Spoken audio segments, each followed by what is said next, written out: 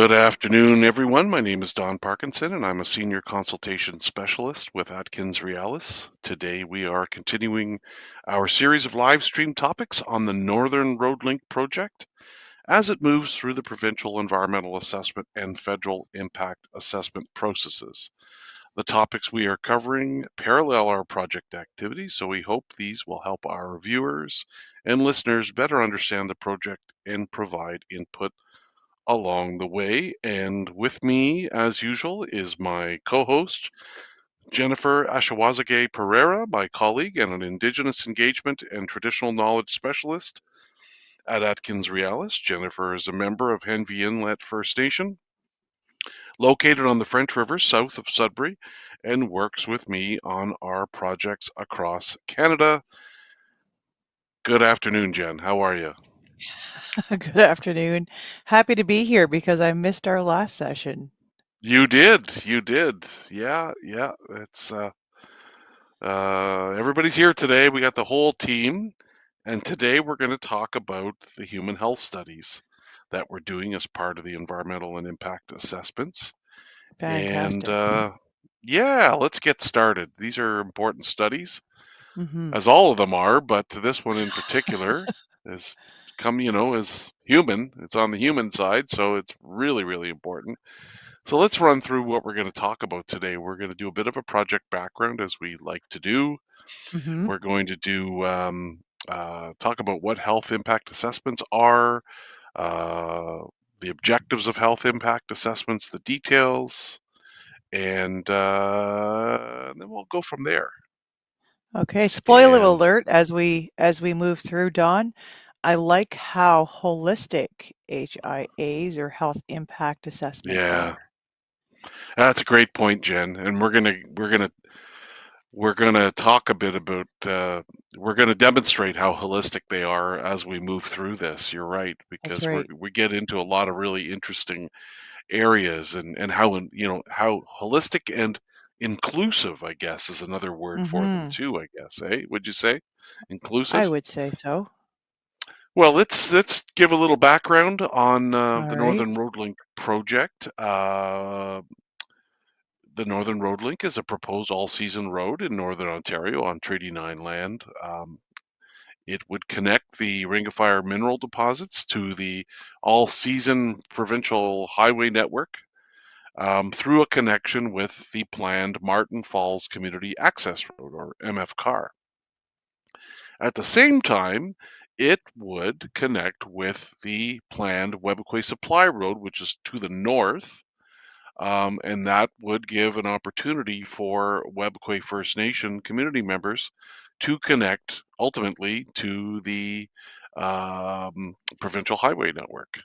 hmm And this project is subject to the Environmental Assessment Act, which is provincial, and the Federal Impact Assessment Act. Um, Interestingly enough, for this project, the proponents are Martin Falls First Nation and Webequie First Nation.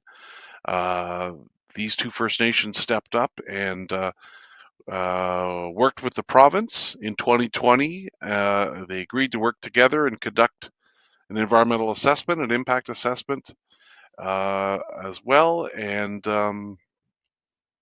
both of these communities, I should add, are remote communities. So they're only accessible by winter road. And it's a very expensive way of life living in these communities as well, too.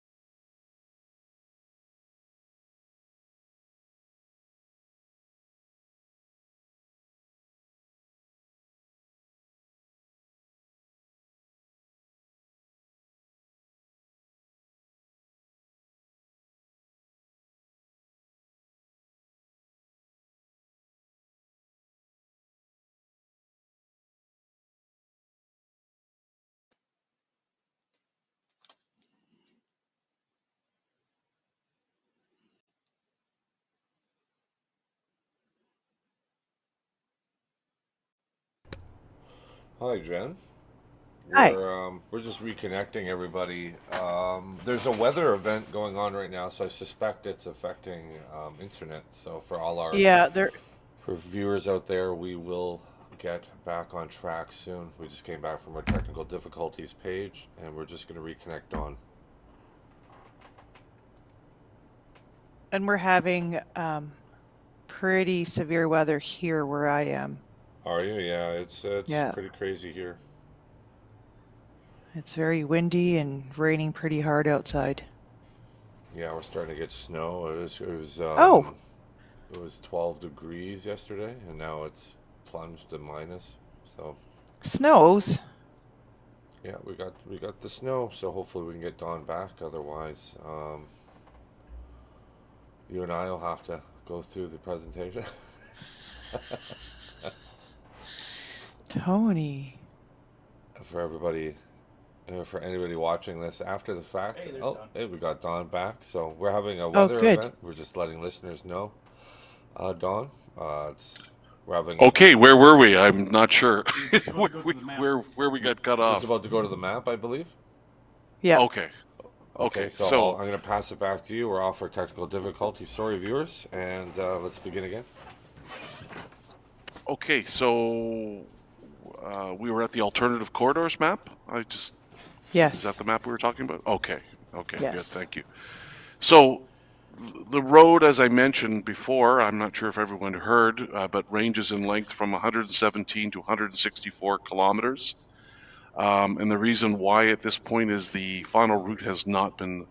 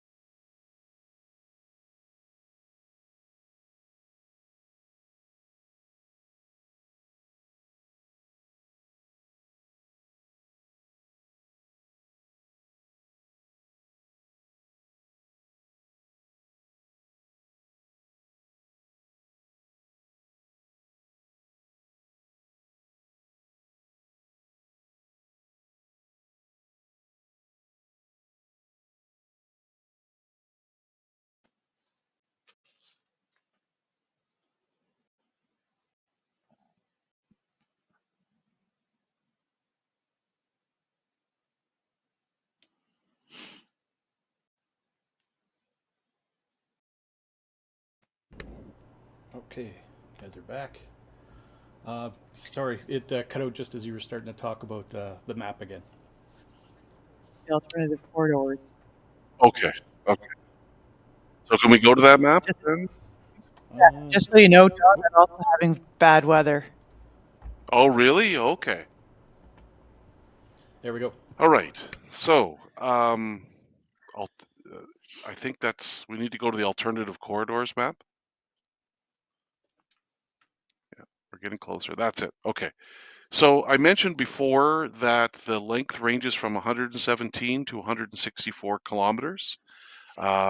This is because we do not have a final route identified yet. We're very close.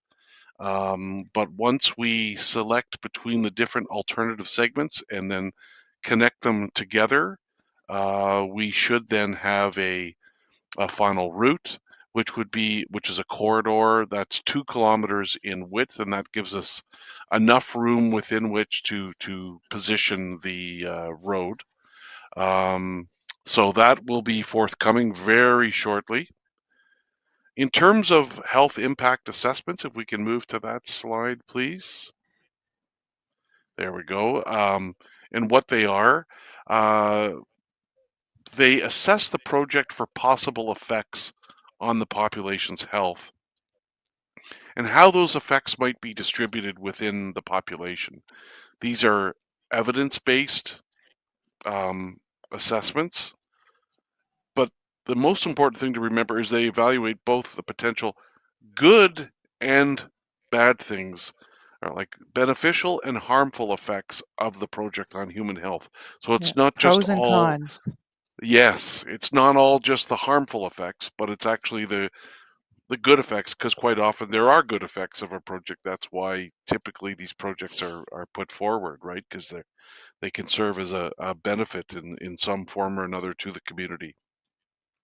In terms of objectives, there's a number of them providing a clear understanding of both those positive and negative uh, health and well-being, right, Jen? Because well-being is a little bit different from health, right? It's a little bit more holistic, I would say, right? That's right. So it And takes into account probably more mental, it's more on the mental side, I would say, mental and spiritual and emotional, and because we look at spiritual. the Yeah, entire, I would say we look at the entire medicine wheel. yeah, that's it. That's right. That's exactly it.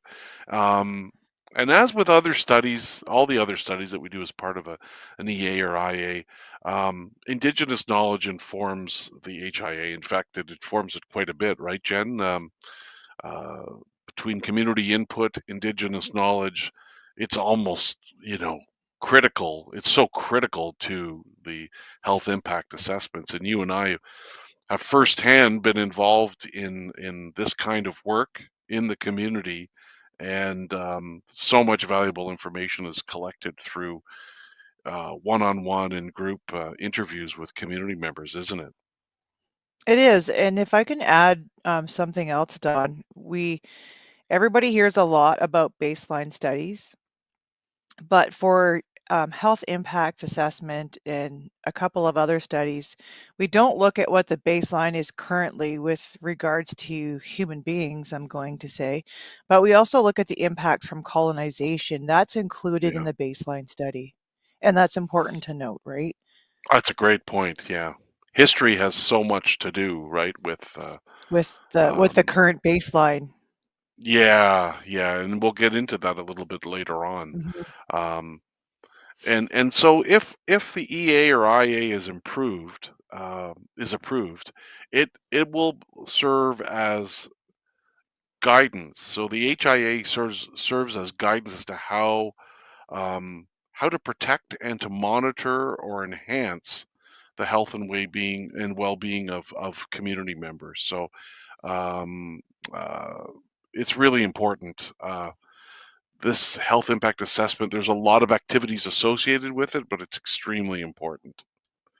So what's an HIA based on, you may ask? Well, it's based on a lot of things, is my simple Yes. answer. Determinants of health, which is, there aren't just a few of them, there's a lot of them. Those being, the more obvious, maybe straightforward ones, like the biophysical ones, like air, noise, water.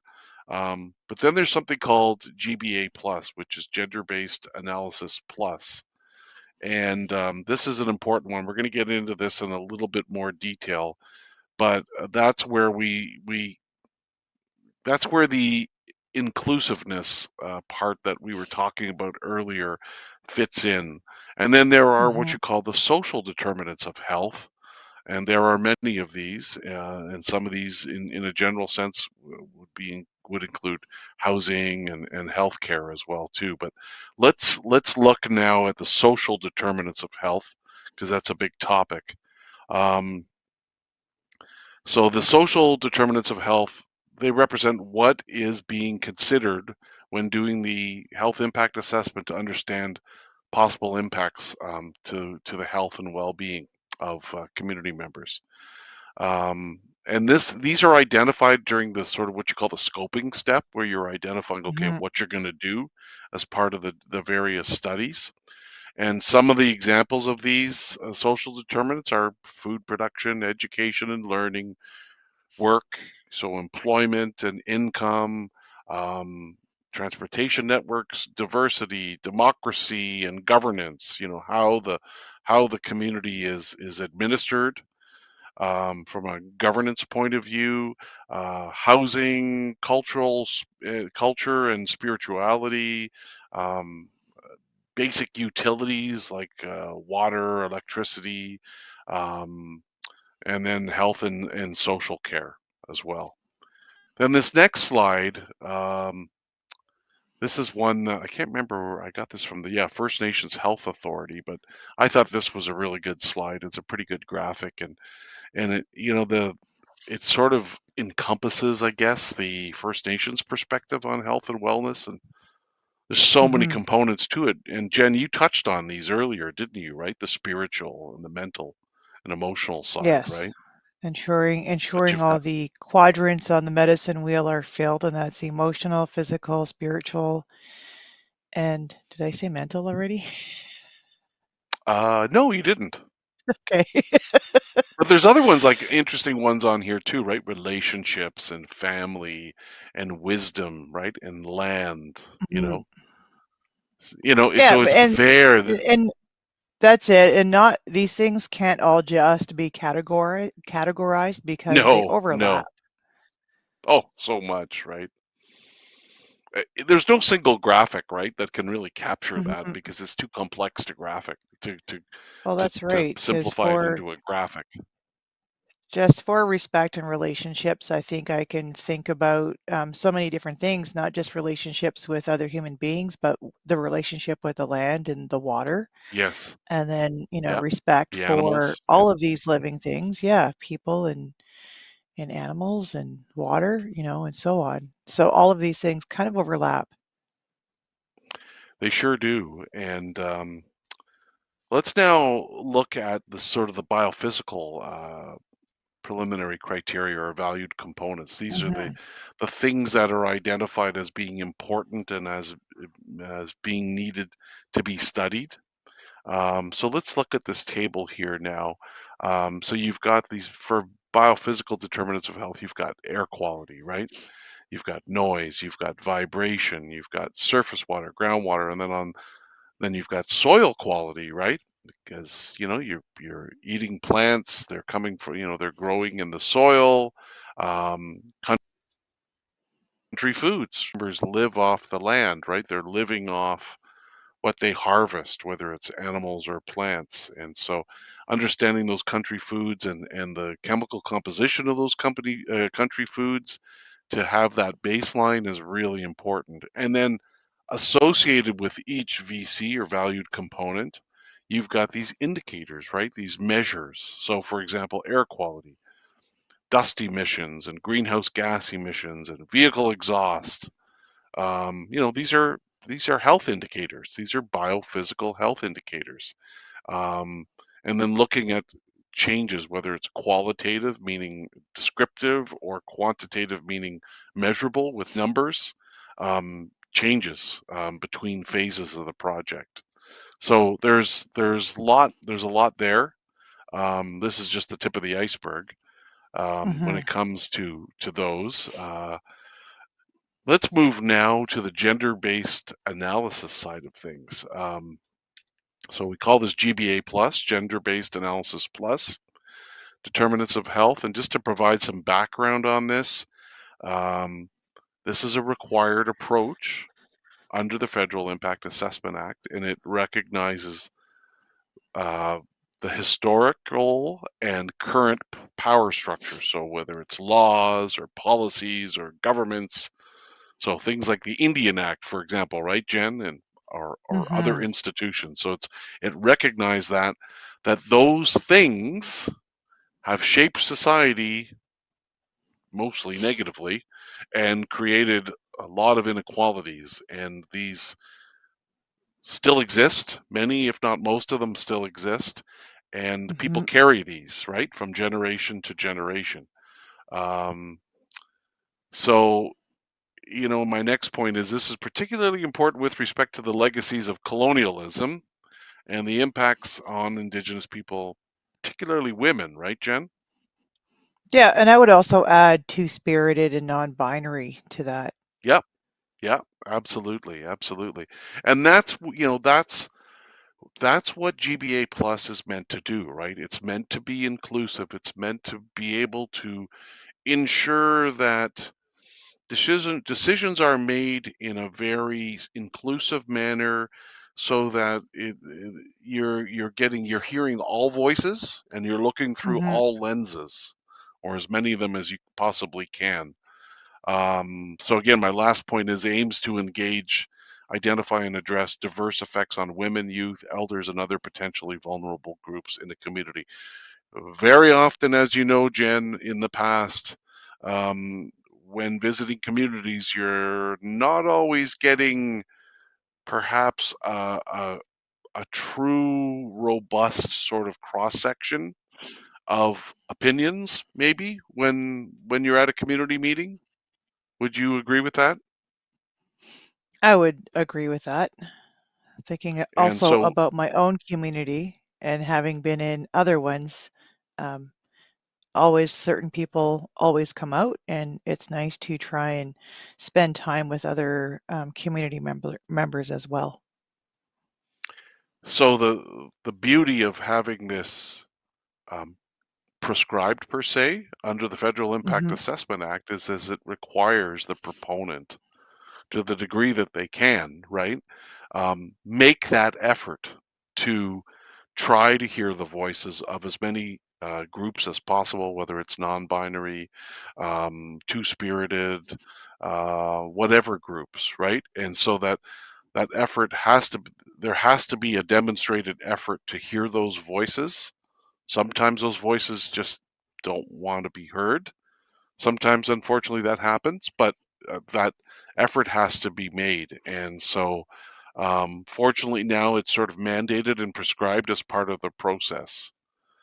And let's take a look actually at GBA Plus and maybe provide an example to help explain this a little bit better.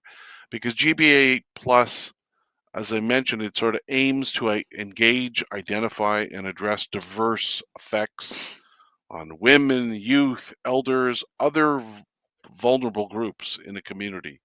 So if we take safety of women and girls, Jen, um, Hmm. the kinds of indicators we would look at for a project like this might be, okay, rates of domestic violence, have they increased? Have they decreased? Or do we anticipate that happening? Looking into, you know, taking everything into consideration, you might look at that. You might look at sexual, physical assault, um, talking to women in the community. Do you feel safer now with a road in place than before, or less so? Their perception of safety, um, crime rates, things like that. Substance Hmm. use, has it increased, decreased? Is it stabilizing? Um, Supply and demand of emergency services, right? Has it improved, or could it improve?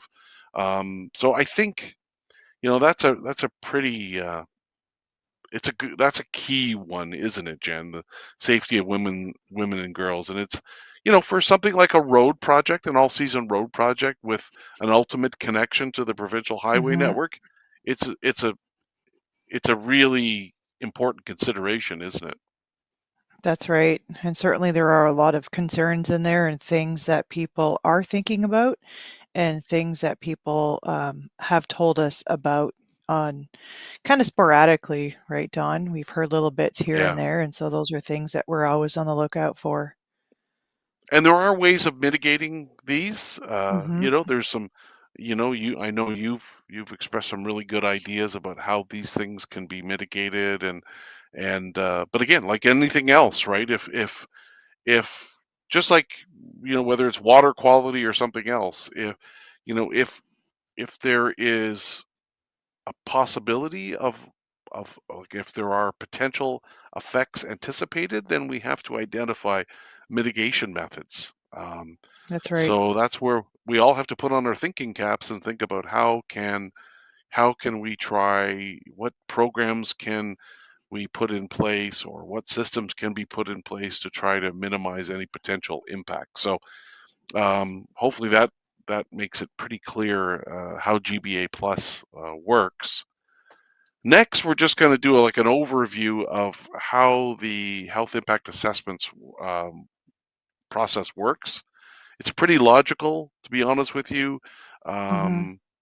The first thing is whether it's required at all. In this case, it is required. It was identified as being required for obvious reasons. Mm-hmm. Um, then there's a scoping step where you try to figure out, okay, what are we going to do as part of these studies?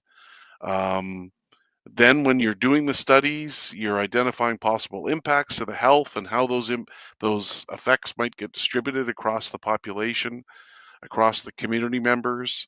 And then there's recommendations, right, and strategies, which are important because they can help guide actually communities. Projects like this can help, through studies like this, can help provide a bit of I guess a path moving forward for communities in terms of identifying maybe infrastructure requirements when it comes to healthcare or other possible key infrastructure to help the community members. So Mm-hmm. these And are I these. would add one more thing to that and help create or develop that safety net Yeah, that's a great when we're point. Yeah. looking at mitigations. That's kind of what I would call it, a safety net. Yeah. I guess the other thing that I think about this, if a report like this is done well, it can be used by the community to bring forward to different levels of government, right? To ask for more support, for more infrastructure, for more assistance when it comes to any number of different services, right? Yeah, Social programs, services. So education and awareness, stuff like yes, that, I yeah. think, So because there's a that's why, whole lot if it's done of well, things to think about. these reports, yeah, if it's done well, these reports can be used for lots of other good things to help the community. And again, communicating the results and recommendation to stakeholders and decision makers, that's the reporting end, and then the evaluation or monitoring side. And I just want to remind everyone that, we always say, what if the EA is approved, that doesn't mean everything stops, all activity stops. There's a monitoring phase, there's a compliance phase where we Mhm. check and make sure that everything that we anticipated is being mitigated to the extent that we anticipated it to be mitigated. And if it isn't, then we say, okay, what are we going to do here, and have a good detailed look at it, and make adjustments to reduce those impacts. So it's a pretty thorough process. There's a lot more to it. I mean, we're not doing it justice necessarily, doing it in such a short period of time, covering it in such a short period of time, but it's still, I think this does give people an idea. So that wraps up today's discussion of the human health Well, that went studies, by and we hope, fast. yeah, it sure did. Sorry to everybody for the technical difficulties, but that's what happens sometimes, right? When you're using technology and you've got weather and Weather. yeah, so stuff happens. So we hope this was helpful, and it encourages you to join us again next week when we discuss the migratory bird studies. Don't forget to Nice. keep in touch with our project team members via the contact information available on our website, northernroadlink.ca. Miigwech, and make sure to look out for project updates on social media and our website. See you soon. Bumapy.